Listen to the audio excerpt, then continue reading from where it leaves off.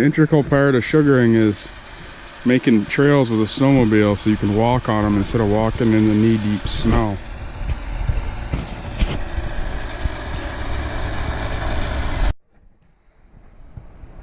So I think this will show you pretty good of what happens when the sap runs and then we get a hard frost. You can probably see in this clear spout right here, there's frozen ice, and then down in this line, that's all frozen. So the sap will run, it'll fill this right up full, and then it drops down to, if it drops into the 20s or even 15 degrees, it probably won't freeze this up too bad. Sap doesn't freeze like water does, it takes more to freeze it.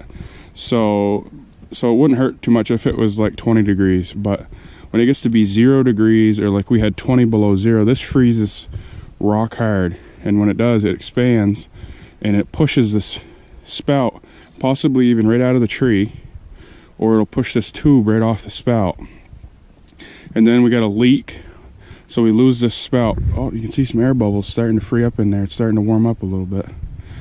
So either the spout will push out of the tree or this tube will push off from the spout, and so then we lose this tap, the production from this tap.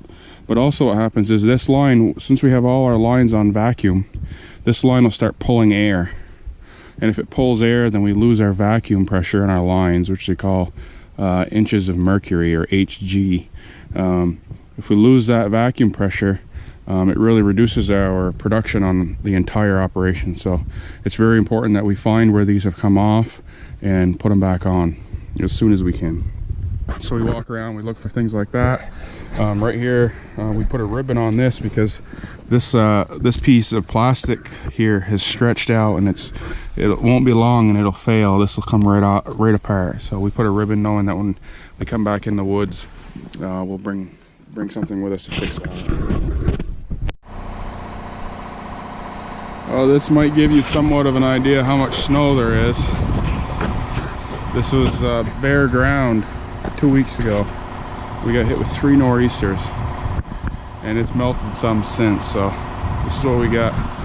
I've actually got snowshoes on. We got a lot of snow. We got that generator running because it runs the vacuum pump. There's no power down here. We're a mile in the woods. So I'm headed out with the snowshoes. We get the vacuum pump running because it's starting to thaw out enough where we might be able to actually hear some air. And the vacuum runs. Oh.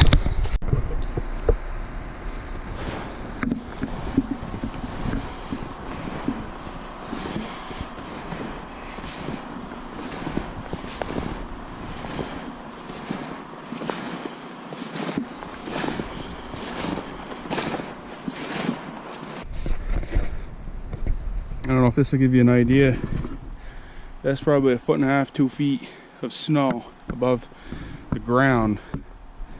That was bare ground 2 weeks ago when I was in here, and now there's that much snow above it.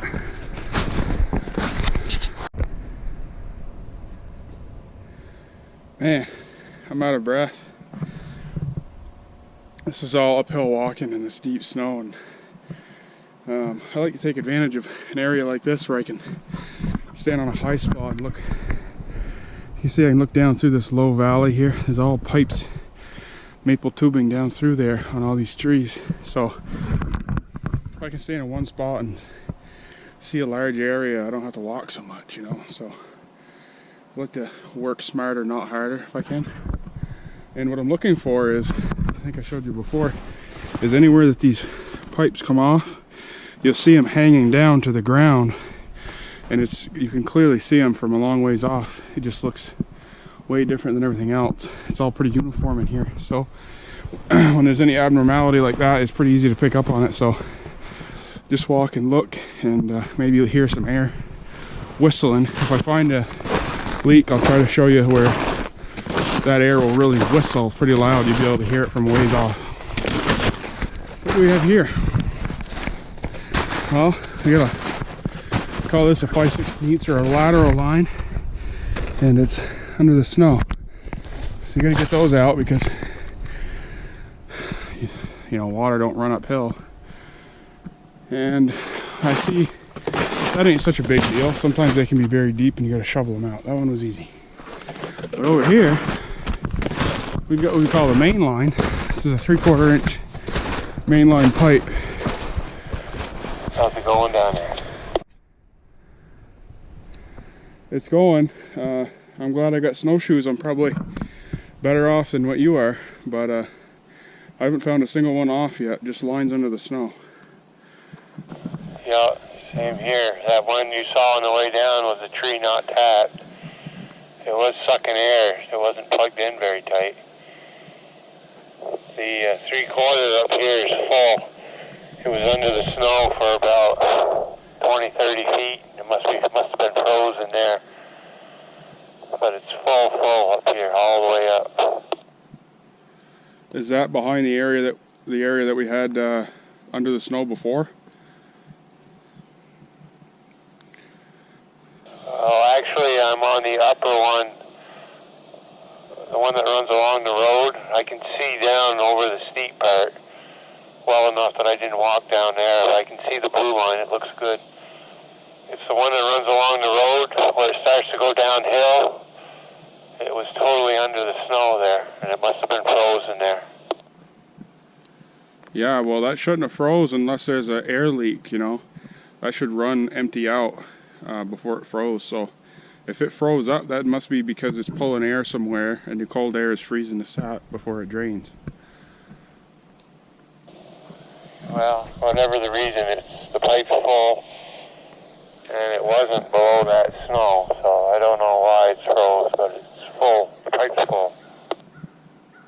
So should I get a shovel, or how's that look over there? No, I got it out, and I stepped around it where I couldn't pick it up high enough to just break it free. Okay, yeah, I've walked almost the whole loop road up here, and I haven't found a single spout out yet.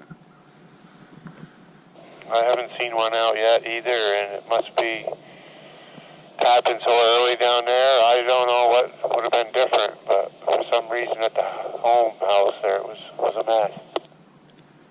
I was thinking maybe it got warm enough to run down there one day. It was warmer there than here, so it ran, and it froze up, but up here it never even ran to freeze it, you know? Well, that makes sense. So, I was getting ready to complain that I had a pipe under the snow, but it sounds like he's got one way worse over there, because it's actually, the sap wasn't even flowing through under the snow, or it froze. But this is what I got. This is very minimal.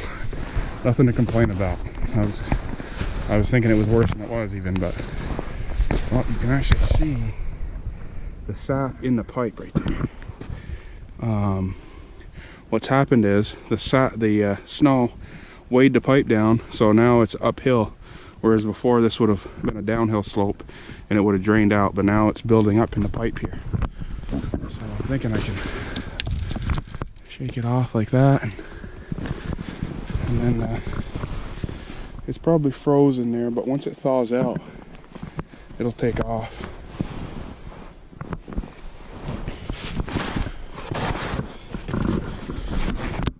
Lower this a little bit here, just a little, and that'll help things flow. So that's just part of it. We walk around, we find things. You never know what you are going to find, but it's got to be done. You don't go in the woods and look for the damage and for the snow on the lines and things, and if you're not looking for it, you'll never find it. So plus it's a beautiful sunshiny day, and it's only 28 degrees right now, but it feels real warm compared to the weather we've had, so just real happy. It's an enjoyable time, and I'm getting my exercise, so I can't complain.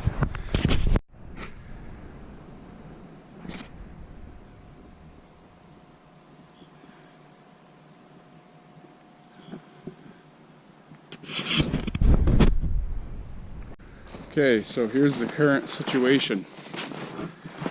The old Mad Bomber snowmobile out here. I went and had lunch. After lunch, I went and checked the vacuum levels at the home bush, and there was hardly any. It was like maybe 5 inches of vacuum, and you could see the air just blowing right through the pipe. You can tell when the sap's like spraying all over that there's air pulling through the line. So I decided I'd ride the snowmobile up in the woods and throw on the snowshoes here and prance around and see if I can find some leaks and get the system tightened back up. So we'll see what we can find. Well, this could be good or bad. I'm hearing an air leak. I don't know if you can hear it. I hear an air leak, but it kind of scares me because I know there's a massive amount of vacuum loss right now. And I've walked the whole woods and this is the first air leak I've heard. So this is making me think that it's going to be a main conductor, a big line is probably cut to lose this much vacuum. But I won't know until I see it, so fingers crossed. It might be just a spout. If it is, there's got to be more, and I haven't found them. So we're gonna walk over this tree and see what's going on. Well, could be worse, but definitely could be a lot better. This is our main conductor line. You hear that air? That's the vacuum sucking air. This saddle, this manifold, got pulled out of that hole right there. See if I plug that hole. There's no air. This saddle got pulled out. They call that a saddle. It sits on a pipe like a horse saddle. They also call it a mainline entrance fitting.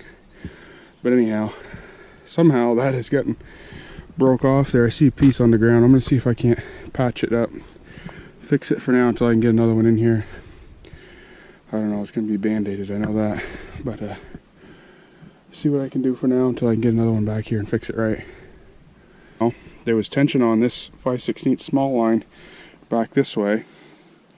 I think what happened was this here, they call this a slide fitting. I think the slide fitting slipped. The pipe, it's like a Chinese finger, but I think the pipe might have slipped through back this way, pulling tension on this and breaking that, breaking the clasp. So there's half of this clasp mechanism is missing, and then it pulled out of the pipe. So when these saddles pull out of the pipe, them rubber seals are pretty much ruined. They don't seal right. I can still hear air coming through, but I got the wire. This pipe hangs on a high tensile wire, and there's a lot of pressure on this wire. So I put the wire over top of this saddle, pushing it down in and kind of sealing it up for now. But I'll go and I'll get another one of these saddles and a rubber seal, and I'll fix this the right way when I get a chance sometime later today or something. But that'll do it for now. I'm gonna take a little more walk around. I'll walk up around the woods a little bit, and if I don't see anything, we'll go check the vacuum level, and maybe that was it. That is a big hole. That could have been it, but I tend to think there's more, so we'll see. I'll check back here in a minute. So one thing that's kind of funny is I walked this pretty much the entire sugar woods here, and I didn't find any leaks except for that one manifold that was off. But the way that this tubing system works is where the vacuum comes from is on the end of these pipes that the tank is on. So wherever the leak closest to that tank is going to be acquiring most of the air, and most of the vacuum loss is going to be right there. So anything up further into the woods from there is going to be minimal amount of air suction, because it's losing all the pressure at the first hole. So if you look down this pipe, anything down that way is getting most of the air, so anything up towards me isn't getting much suction. So all this T connection here and the pipe going this way would have less suction. See how the air was getting sucked in the pipe down that direction and losing all the pressure. So anything up here, I wasn't hearing any whistling. But now that I fixed that leak, I'm walking and I hear a whistle that I already walked by this area and didn't hear any whistling. So that's kind of funny how that works. But now that there's more pressure, I can hear the air. So I'm gonna easily be able to find this leak because I can hear it. So I'll walk a little bit, see if I can find it. Well, that's kind of odd. You don't see that too often. This is called a plastic T. Goes in the line. This is called a drop line that goes up to your spout. It ain't very often that these drop line pull off from these barbs on this T. See how they're barbed? But it come right off. And you hear the air suction. Well, I want to see if I can get that back on there. Usually there's a tool you use. I should have it with me. It's at the other sugar bush. I'll see if I can get that back on there and I'll check in with you again. I know that's a loose connection because they're never supposed to go on there that easy. Usually it takes a lot of force even with a tool. So I'll have to address that later, I think, probably. And this is super sticky from sap. Usually sap is not that sticky. That tells me that our sugar content is really high in the sap, which is really good. So anyway, that's how I find leaks. You can hear when you have the pressure in the system that you're supposed to, you can hear them. So it saves you from doing so much walking, which is really nice. And I think that would probably be it. I've walked up through the whole woods and I didn't hear anything else. So we're gonna go check the vacuum levels and we'll see what we can. Well, guess what? I'm telling lies. I shut the camera off and it was quiet for a minute and immediately I could hear more air. So, hey, at least I'm finding it while I'm here and save me from coming back out. Well, see what this leak is. Well, I really hate to show you this. This is embarrassing. Those are snowshoe tracks. And they walked right by. You can hear that air, can't you? Another one. That's weird. I've never seen this until this year. Well, I imagine I'll have to do the same thing with this one as I did on the other ones. Well, the GoPro died, so I'll try to get some footage on my phone here.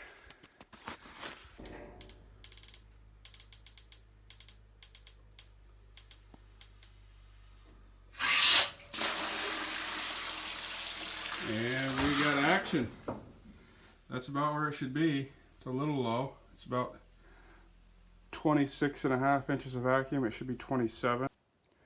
Okay, so I went and got the pieces and the parts to fix the saddle that came apart. Right here, this is a little rubber seal that goes in the line. It's kind of dirty. It came out of a bucket of stuff I had, but it'll be all right. And then this is the saddle. You can see the clasp that broke before. And there's the little, you can see the little nipple I referred to it as. And that's the part that sticks down in the line. And it stretches that rubber seal so that it'll conform against the edges of the pipe and seal out from leaking air.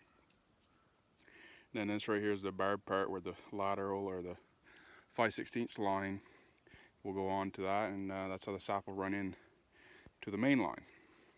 So the other thing I did was I changed the this is the slide fitting they refer to it as. This is the old one. I put a new one on just because a new one tends to grip better, and I just figured that if this was a problem before, I better put a new one on while I'm here and take care of that. So now what I'm going to do is I'm going to pull the old saddle off from the line, and I'm going to start putting the new one on. So I don't know how well you'll be able to hear or see. I'm trying to do this on my phone. There's going to be air and it's going to be a big old bunch of ruckus. So we'll see how it goes. I'll try to record it here as I do it. But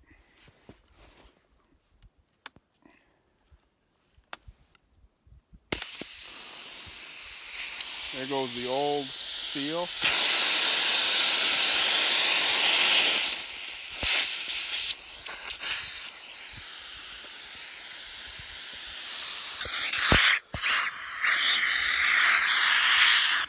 So, as you can see, I got the saddle on the line, and now I'm going to try to clasp the bottom here.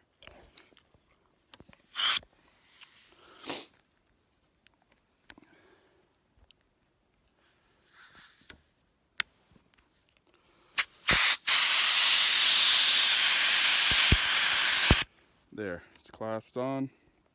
Now all I gotta do is put the 5/16 line on there.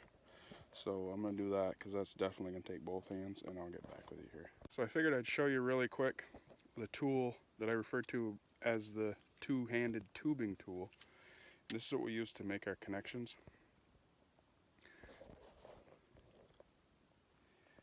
That right there. So it grips on the line with those two grippers right there, and you'll snap these vice grips down on the line, and it does this kind of an action here where it will pull the line together. And I'm sure I'll have plenty of chances to show you how that works when I get the GoPro back up and running. I won't have to use my hands to hold the phone. But that's what we use to put the tubing over the barbs like that, because it does not go on usually by hand very easily. She's all patched up. That's how it's done. Looks just like new, no more air leaking. It's got the new seal, the new saddle. The new connection with the 5/16 going on the barb there is fresh, so that's a good seal. Got the new slide fitting on there, and problem solved. So we are good to go.